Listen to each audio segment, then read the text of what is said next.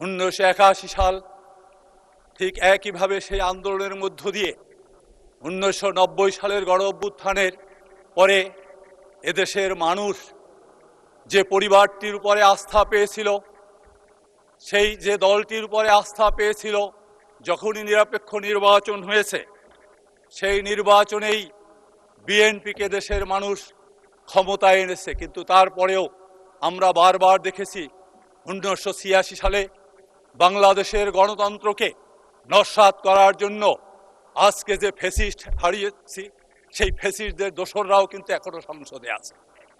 মাননীয় স্পিকার, আমরা দেখেছি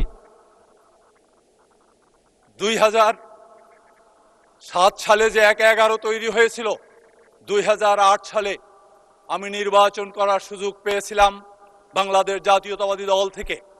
তখনও আমরা দেখেছি জনগণের রায়কে কিভাবে বঞ্চিত করে জনগণকে প্রশাসনের মাধ্যমে জনগণের প্রার্থীকে পরাজিত করে তথাকথিত কুশলীদের একটি সরকার গঠন করে বাংলাদেশের গণতন্ত্র নস্যাৎ করার সুযোগ এনেছিল।